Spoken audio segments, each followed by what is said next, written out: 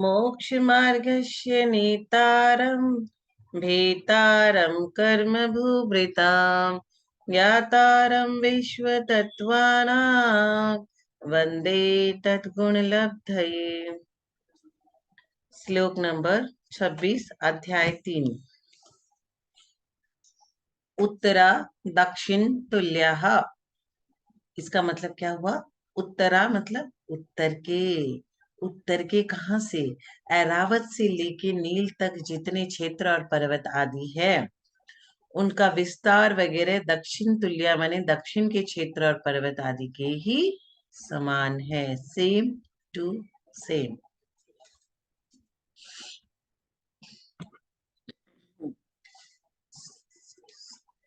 27 number का। भरतेरावत्यो वृद्धि हार्ष्यो सट सम्याभ्य मुत्सर्पिण वसर्पिणी भ्याम। इसका मतलब क्या हुआ? सट सम्याभ्याम, इसका मतलब सट माने छह कालों से युक्त। उत्सर्पिणीय वत्सर्पिणीभ्याम, उत्सर्पिणी और अवसर्पिणी के द्वारा। भरत एरावत्यो मतलब भरत और एरावत। भरत एरावत्यो, इसका मतलब क्या हुआ? भरत और एरावत। जो हमने कल पढ़ा था, क्या पढ़ा था? थाली के आकार का जम्मूद्वीप। कैसा? थाली के आकार का। और यहाँ पे भरत क्षेत्र, यहाँ पे ऐरावत। भरत क्षेत्र 6 खंड यहाँ पे जो है, बाकी के मलेच्छ खंड 5 मलेच्छ खंड, 1 2 3 4 5, और एक आर्यखंड। आर्यखंड जो है जिसके अंदर हम निवास करते हैं, भरत क्षेत्र। वैसा ही सेम टू सेम यहाँ पे भी ऐरावत और 5 और मलेच्छ खंड, भरत और ऐरावत। तो इसमें क्या कहा?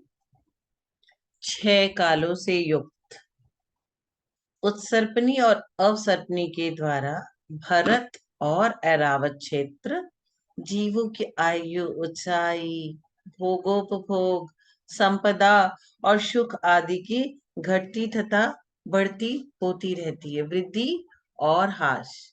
जैसे आदिनाथ प्रभु थे, उनकी ऊंचाई कितनी थी? 500 धनुष। और महावीर भगवान की ऊंचाई कितनी थी, जो आजकल नॉर्मल होती है? तो भरत और ऐरावत क्षेत्रों में वृद्धि और ह्रास किनका होता है, ये आप समझो। भरत क्षेत्र यहाँ पे और ऐरावत क्षेत्र यहाँ पे। भरत और ऐरावत में मनुष्यों की भोग का, क्या क्या भोगते हैं ना, कल्प वृक्ष से लेकर के पहले भोगते थे। उपभोग की संपत्ति। भोग और उपभोग में क्या अंतर है? भोग मतलब एक बार भोगा जाए, खाना वगैरह, फूड वगैरह। और उपभोग जैसे बंगलो, गाड़ी, नौकर चाकर, ये भोगते रहते हैं। आयु मतलब उम्र। परिमाण, उनका प्रमाण, शरीर की ऊंचाई, हाइट कितनी होगी, इन सबको वृद्धि और ह्रास होता रहता है। ये कैसे होता है? तो अध्यापल से निर्मित 20 कूड़ा कूड़ी सागर का एक कल्पकाल होता है। कितना? 20 कूड़ा कूड़ी सागर का एक कल्पकाल होता है। और एक कल्पकाल में 10 कूड़ा कूड़ी सागर का अवसर्पणी और 10 कूड़ा कूड़ी सागर का उत्सर्पणी काल होता है। 10 और 10 कूड़ा कूड़ी सागर। अवसर्पणी काल क्या है? जिस काल में जीवों की आयु हो, शरीर हो, सुख हो, ये इनका ह्रास माने हानि होती है, वह अवसर्पणी है। और एक अवसर्पणी में कितने काल होते हैं? 6 काल होते हैं। इसमें घटता जाता है। अवसर्पणी में आयु हो, भोग हो, उपभोग हो, ये सब घटता जाता है। और उत्सर्पणी में क्या होता है? सारे जो शरीर के सुख और तरह के सुख होते हैं, आयु होती है, हाइट होती है, वो सब बढ़ती जाती है। उत्सर्पणी में बढ़ेगी और अवसर्पणी में घटेगी। और इनमें भी 6 काल होते हैं। किसमें? उत्सर्पणी में भी और अवसर्पणी में भी। अब आप बोलोगे कौन कौन से काल होते हैं? तो अवसर्पणी का सबसे पहले समझते हैं। सुषमा सुषमा क्या काल होते हैं? क्या कह दिया? सुषमा सुषमा काल। बहुत सुख, वहां सुख ही सुख है, सुख ही सुख है, दुख है ही नहीं। सुषमा सुषमा माने होता है सुख। तो अभी हम यहाँ पे 6 ठो काल कौन कौन सी होते हैं? तो सबसे पहले सुषमा सुषमा, दूसरा काल क्या है? सिर्फ सुषमा। तीसरा काल क्या है? सुषमा दुष्मा। और चौथा काल क्या है? दुष्मा और दुष्मा। पांचवा काल क्या है? दुष्मा।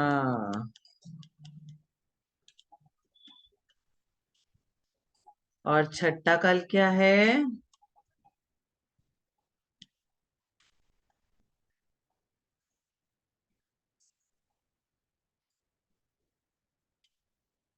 छठा काल है दुष्मा और दुष्मा। दुष्मा दुष्मा, ये हो गए 6 काल। पहला है सुषमा सुषमा, दूसरा है सुषमा, और तीसरा सुषमा दुष्मा, चौथा दुष्मा सुषमा, पांचवा दुष्मा, और छठा दुष्मा दुष्मा। ये हुए अवसर्पणी के। और उत्सर्पणी के क्या होंगे? उत्सर्पणी के आप ये एरो ऐसे लगा दो, ऐसे करने से ये हो गए हमारे अवसर्पणी के। अब उत्सर्पणी के कैसे होंगे? सबसे पहला काल दुस्मा दुस्मा, दूसरा आप बोलो कौन से होंगे? यस, दुस्मा। तीसरा दुस्मा, तीसरा काल कौन सा होगा? दुस्मा सुषमा। चौथा काल सुषमा सुषमा, पांचवा काल सुषमा, और छठा सुषमा सुषमा। तो अवसर्पणी के कैसे हुए? सुषमा सुषमा से शुरू होके दुस्मा दुस्मा में खत्म हुए। और हमारे उत्सर्पणी के कैसे हुए? दुस्मा दुस्मा से शुरू होके सुषमा सुषमा में खत्म हुए। वर्तमान में अगर आप पूछोगे कि हमारे भरत क्षेत्र में और अरावत क्षेत्र में कौन सा काल चल रहा है, आपने तो 6 बता दिया। सुषमा सुषमा सुषमा सुषमा दुष्मा दुष्मा सुषमा दुष्मा दुष्मा दुष्मा। तो हमारा हुंडा और सर्पनी काल वर्तमान काल में भरत अरावत क्षेत्र में हुंडा और सर्पनी काल चल रहे हैं। ये कौन से काल है और इनकी क्या विशेषताएं हैं? संख्यात अवसर्पणी उत्सर्पणी काल बीत जाने पर एक हुंडा सर्पणी काल आता है, और इस काल में अनहोनी घटनाएं घटती है। क्या होता है? तीर्थंकर की कभी भी पुत्रियां उत्पन्न नहीं होती, लेकिन आदिनाथ भगवान की ब्राह्मणी और सुंदरी 2 पुत्रियां हुई थी हुंडा और सर्पणी काल की वजह से। और वे दोनों ही माता जी बन गई थी कि हमारे पिताजी को हमारे कारण किसी के आगे झुकना ना पड़े। तीर्थंकरों पे कभी भी उपसर्ग नहीं होता, लेकिन भगवान सुपार्श्वनाथ, भगवान पार्श्वनाथ और भगवान महावीर के ऊपर उपसर्ग भी हुआ था। ये काल का दोष। हुंडा और सर्पनी, भगवान पार्श्वनाथ के ऊपर कमट की जीव ने उपसर्ग किया। कितने ओले बरसाए, कितना बारिश किया, कितना आसन कंपाया, बहुत कुछ किया कमट के जीव ने, लेकिन उनका पल भर भी, रत्ती भर भी, कुछ लीस मात्र भी बिगाड़ नहीं पाए। तीर्थंकरों का जन्म अयोध्या नगरी में तथा मोक्ष समेत शिखर से ही होता है। बहुत सारे तीर्थंकर हैं जो अयोध्या से जन्मे और समेत शिखर से मोक्ष गए, क्योंकि हमारे 24 तीर्थंकर में 20 तीर्थंकर समेत शिखर से मोक्ष गए हैं। वासु पूज्य भगवान चंपापुरी से, आदिनाथ भगवान कैलाश गिरी से, नेमिनाथ भगवान गिरनार पर्वत से, और भगवान महावीर पावापुरी से सिद्ध गए। अयोध्या के अलावा भी तीर्थंकरों का जन्म अन्य स्थान में हुआ है। शला का पुरुष 63 होते हैं। वर्तमान में एक ही जीव बार बार शला का पुरुष बनने के कारण 58 या 59 पुरुष रह गए हैं। शांतिनाथ भगवान, कुंतनाथ भगवान, अरेनाथ भगवान, चक्रवर्ती भी थे और तीर्थंकर भी थे। कौन कौन से भगवान? शांतिनाथ, कुंतनाथ और अरेनाथ भगवान।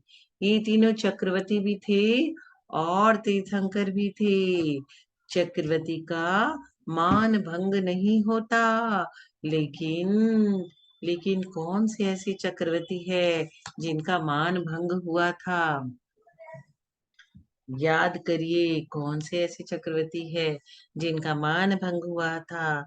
वो थे भरत चक्रवर्ती। और मान भंग हुआ तो किनके सामने?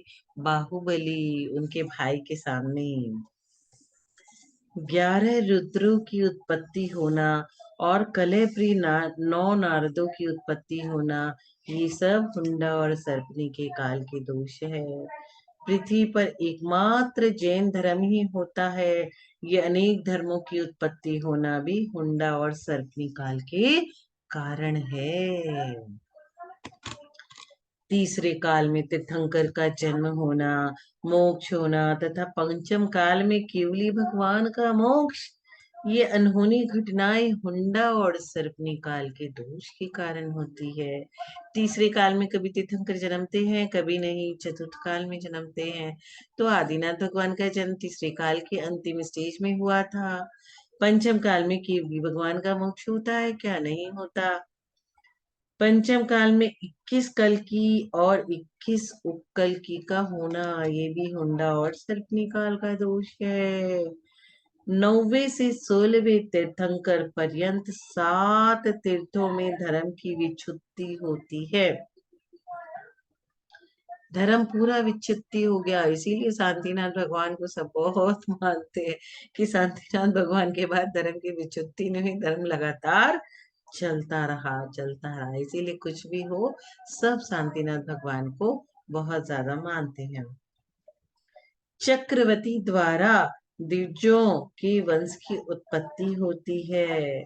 सुषमा दुष्मा काल की स्थिति में से कुछ काल के अवशिष्ट रहने पर भी वर्षा आदि पड़ने लगती है और विकलेंद्रिय जीवों की उत्पत्ति होने लगती है। अब आप बोलोगे कि उत्सर्गनी अवसर्गनी बता दिया, सुषमा सुषमा सुषमा सुषमा दुष्मा, ये सब इतना सब कुछ बता दिया। भोग भूमि, ये भोग भूमि क्या होती है?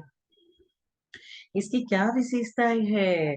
पुण्य क्रम जो करता है, जैसे अभी बहुत सारे जीव है, बहुत हर समय दान देते रहते हैं। हमारे कलकत्ता में भी चौरंगी में कुछ ऐसे जीव है, सरिता आंटी है और किरण आंटी है।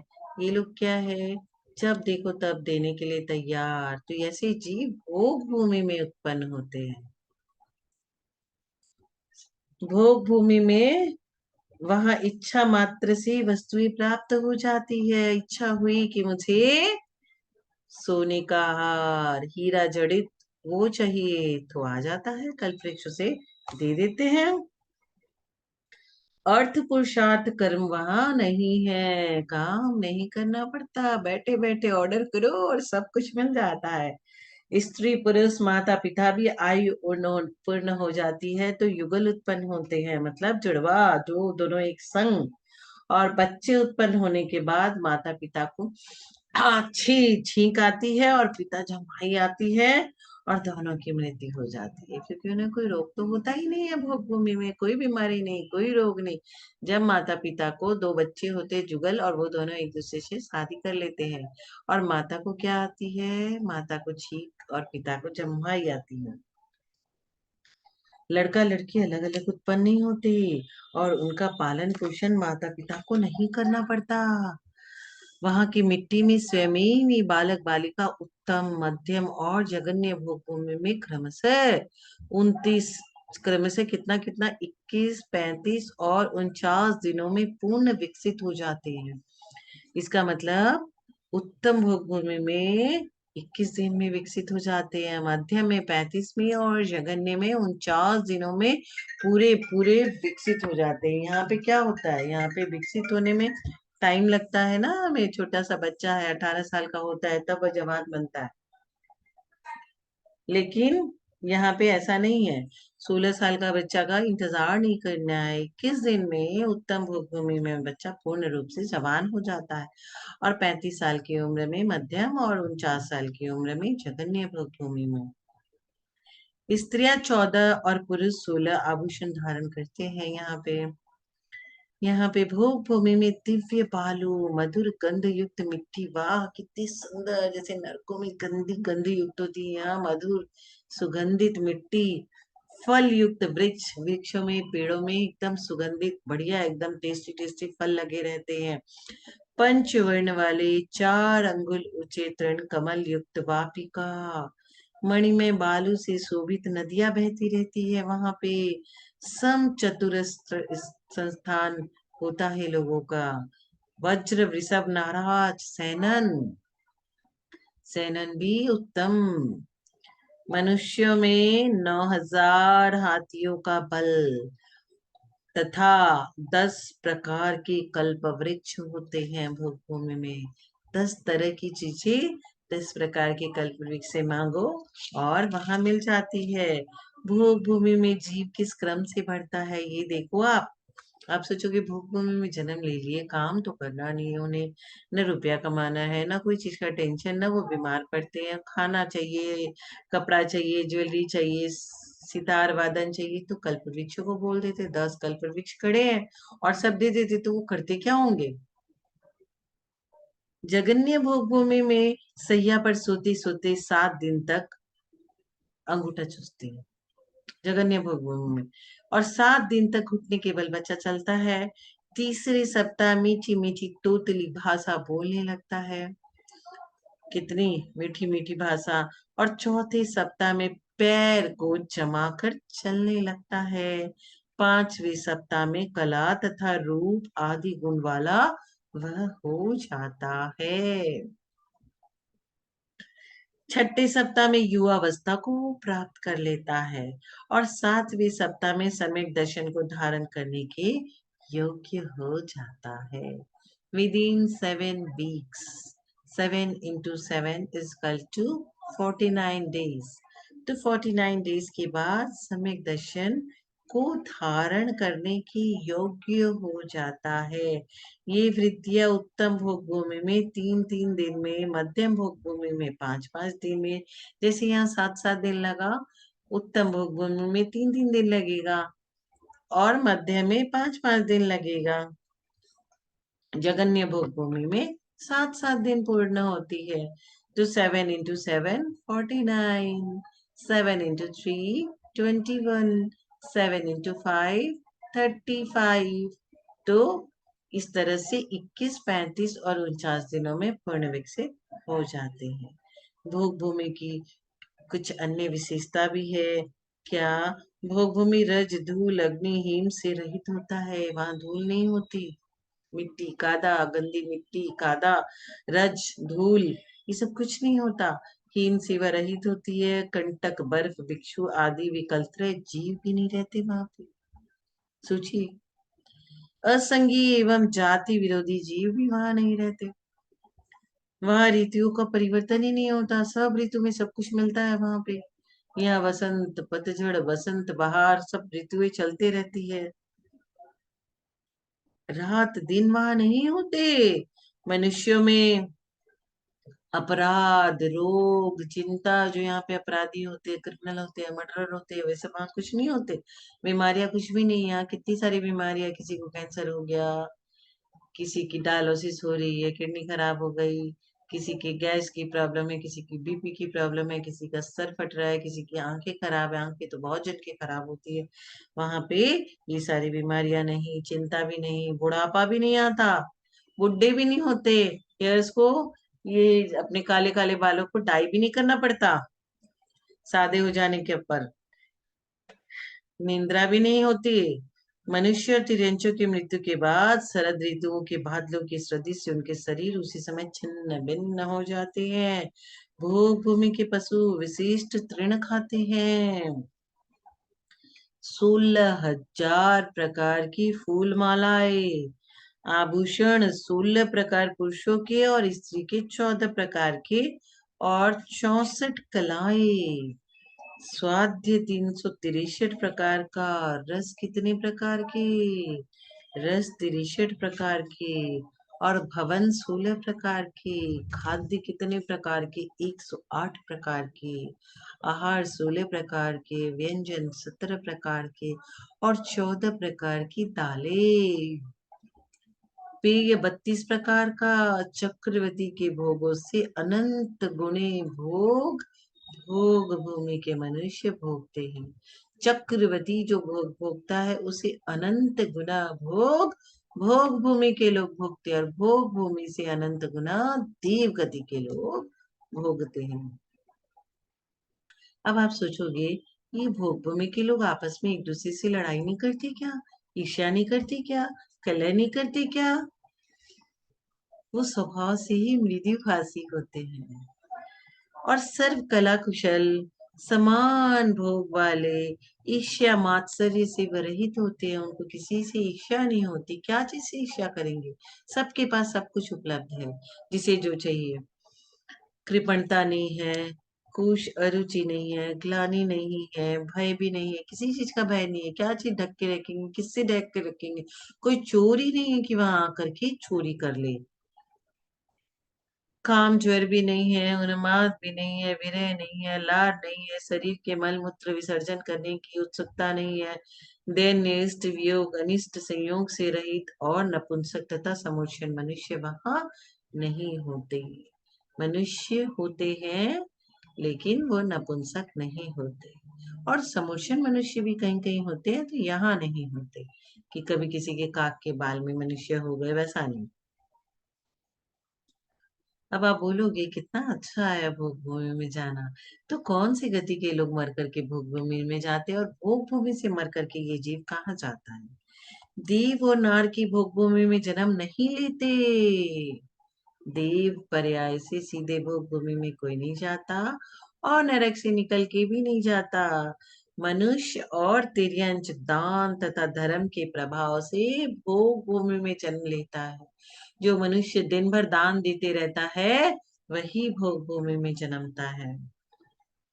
और भोग भूमि के जीव मर करके भवनवासी, व्यंतर, ज्योतिषी देवों में तथा पहले दूसरे स्वर्ग में जाते हैं। आप सोचोगे ये मर करके कहाँ जाते हैं? तो मर करके ये व्यंतर जाति के देव भी बनते हैं, ये ज्योतिषी जाति के देव भी बनते हैं। भवनवासी, व्यंतरवासी, ज्योतिषी देव बनते हैं, और पहले और दूसरे स्वर्ग के देव बनते हैं। अब आप बोलोगे ये जीव देव गति में क्यों नहीं जाते? तो भोग भूमिया जीव न तो अपनी प्रशंसा स्वयं करते हैं और न ही दूसरों की निंदा करते हैं, जैसे कि हम लोग करते हैं, स्वयं की प्रशंसा और दूसरे की निंदा। तो ये ऐसा कभी नहीं करते हैं। और उन्हें दूसरे से कभी भी संक्लेश, ईर्ष्या, जलन कभी भी नहीं होती। और कभी वो कपट भी नहीं करते, और न ही उन्हें अहंकार होता है, किसी प्रकार का लोभ भी नहीं होता। मृदुभाषी होते हैं और उनका शरीर भाव प्रशस्त होता है। यही सब कारण है कि वे मर करके देव गति में जाते हैं। अब आप बोलोगे कि इनको तो बड़ा आराम है, ऑर्डर किया और सब कुछ मिल गया, तो आपको क्या कम आराम है? आपके पास 10 नौकर चाकर नहीं है? एक को बोलो, दूसरे को बोलो, तीसरे को बोलो, चौथे को बोलो। ऐसे ही ये लोग के पास 10 कल्प वृक्ष है। कौन कौन से कल्प वृक्ष है और उससे क्या मिलता है, ये सुनो।